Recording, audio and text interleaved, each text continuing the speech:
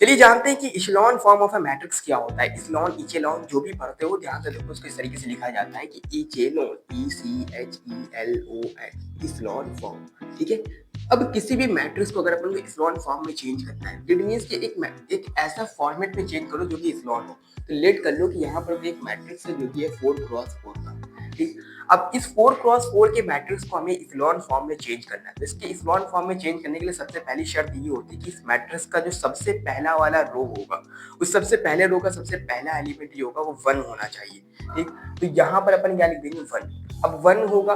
अब इसके नीचे, इसके इधर इस रो में कुछ भी हो सकता है, ABCD 3 4 5 6 0 9 0 कुछ भी हो सकता है, डज नॉट मैटर। लेकिन पहले रो का पहला एलिमेंट 0 होना चाहिए और उस 1 के नीचे के जितने भी एलिमेंट्स होंगे वो सारे के सारे 0 होंगे।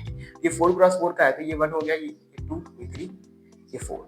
जैसे कि इसके नीचे अब जो 4 और भी जो नंबर्स आएंगे वो क्या होंगे, 0 होने चाहिए। ठीक। अब इसके अब आ जाओ सेकंड रो में। अब यहाँ पर ABC कुछ भी नंबर हो सकता है। अब आ जाओ सेकंड रो में। सेकंड रो में कहा जाता है कि सेकंड रो का पहला जो एलिमेंट था वो तो 0 हो गया। अब सेकंड रो का जो सेकंड एलिमेंट होगा वो या तो 0 हो सकता है। अगर 0 है तब तो फिर कोई बात नहीं, अगर ये 0 होता है तो फिर तो कोई बात नहीं।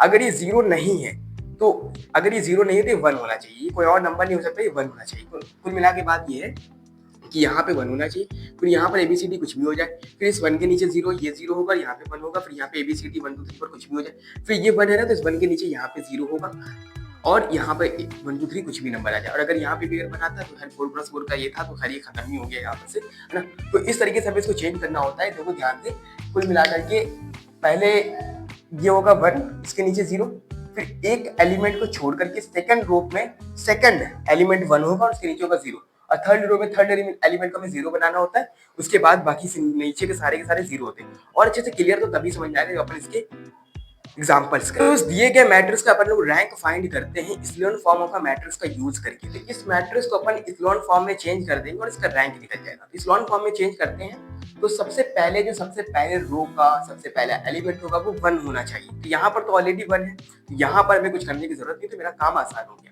अब इस 1 के नीचे ना ये 2 नहीं, हमें 0 चाहिए। 1 के नीचे हमें सारे एलिमेंट 0 0 चाहिए होते हैं। तो इस 2 को अपन 1 करेंगे और इस 1 को अपन 1 करेंगे। कैसे कर सकते हैं, अगर अपन रो 1 में 2 से मल्टीप्लाई करें तो 2 1 2 हो जाएगा, फिर 2 को इसमें से लेस कर देंगे तो 0 मिल जाएगा।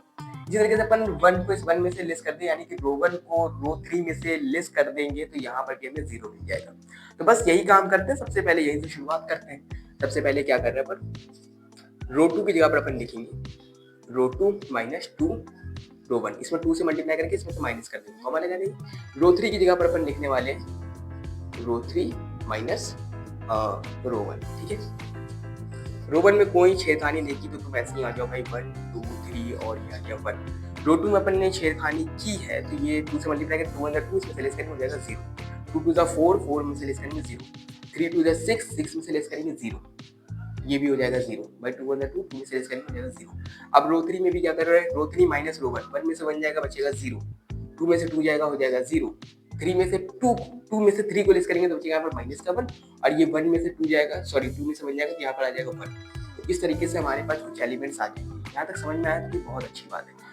अब एक काम ये करो, क्योंकि इस रो को देखो, इसमें कुछ एलिमेंट्स है 0 के अलावा, और इस रो में भी देखो 0 के अलावा कुछ एलिमेंट्स है, और ये एक ऐसा वाहिद एक रो है जिसमें सिर्फ और सिर्फ 0 एलिमेंट्स आ रहे हैं। तो काम ये करो कि क्योंकि इसमें 0 के अलावा कुछ एलिमेंट्स आ रहे हैं और इसमें भी 0 के अलावा कुछ एलिमेंट है, तो लगभग ये दोनों कुछ सगे सौतेले भाई से लग रहे हैं। तो इनको एक जगह पे रख लो, और क्योंकि इसका तो कहीं दूर दूर तक मेरी नहीं खा रहा है, क्योंकि इसमें 0 के अलावा कुछ और एलिमेंट्स है ही नहीं, तो इसको थोड़ा नीचे ले आओ। इससे क्या होगा कि थोड़ा अच्छा लगेगा देखने में। तो चलो यही करते हैं, रो 2 और रो 3 की जगह को रिप्लेस कर देते हैं। ठीक है, चलो ये 1 2 3 1 ऐसे ये ऊपर आ जाएगा 0 0 माइनस 1 और 1, और ये 0 0 नीचे आ गया, 0 0 0 और ये 0 आ गया नीचे। अब हमें क्या करना होता है, सबसे पहली बात, अब इसको देखो कि क्या ये इचेलॉन फॉर्म में चेंज हो गया है। तो इचेलॉन फॉर्म में चेंज करेंगे तो सबसे पहला एलिमेंट 1 चाहिए था, वो 1 है। इस 1 के नीचे हमें सब 0 चाहिए था, सब 0 है।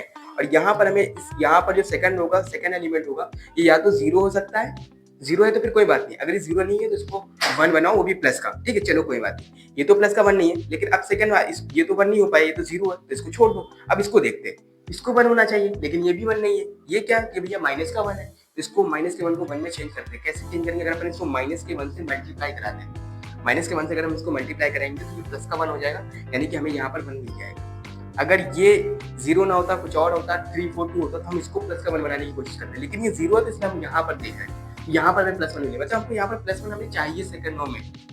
ठीक? अगर सभी 0 हो जाते, जैसे कि थर्ड रो में है, तब तो फिर कोई बात नहीं, फिर तो छोड़ना ही पड़ता हमें। तो हम क्या कर रहे हैं, रो 2 में लिख रहे हैं -1 रो 2। अब इससे क्या होगा, रो 1 में तो कुछ छेड़खानी नहीं की, तो 1 2 3 1 ऐसे ही आ जाएगा, 1 2 3 1 ऐसे ही आ जाएगा, 1 2 3 1 ऐसे ही आ गया। अब 0 में -1 से मल्टीप्लाई करोगे कुछ फर्क नहीं पड़ने वाला, 0 ही रहेगा। यहाँ पर भी 0 ही रहने वाला है। इसमें करोगे तो हो जाएगा प्लस का 1, और इसमें करोगे तो हो जाएगा माइनस का 1, क्योंकि ये प्लस का है ना। अब ये बाकी 0 0 0 ऐसे ही रहेगा, 0 0 0 0 ये ऐसे ही रहेगा। अभी हमें ये जो मैट्रिक्स देखने को मिला, तो ये इक्लोन फॉर्म में चेंज हो चुका है।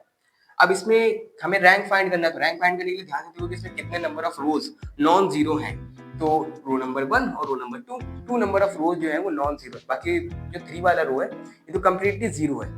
तो जितने भी number of rows non zero होंगे वही इस मैट्रिक्स का रैंक हो जाएगा। तो इस तरीके से रैंक निकालना किसी मैट्रिक्स में बहुत ज्यादा आसान हो जाता है अकॉर्डिंग टू डिटर्मिनेंट मेथड। अगर 4x4 या 5x4 की अगर मैट्रिक्स मिलती है तो डिटर्मिनेंट मेथड से काफी लंबा निकलता है। तो ये आसान तरीका है। अगर केवल आपसे ये क्वेश्चन आता है कि find the rank of the matrix, तो इसका ही इस्तेमाल करना। बाकी जिसमें आपकी कमांड अच्छी हो, बाकी अगर स्पेशली कहता है कि find the rank of the matrix using echelon form, तो ये लाजिम है कि इसी से करना होगा। तो चलो बस अब इसका रैंक कितना हो जाना है, रैंक ऑफ द मैट्रिक्स हो जाएगा 2। रैंक को ऐसे दिखाते हैं रो ऑफ ए, ये मैट्रिक्स ए है ना, इज इक्वल टू कितना हो जाना है 2। तो इसको सिंपल सा तरीका होता है लिखने का, रैंक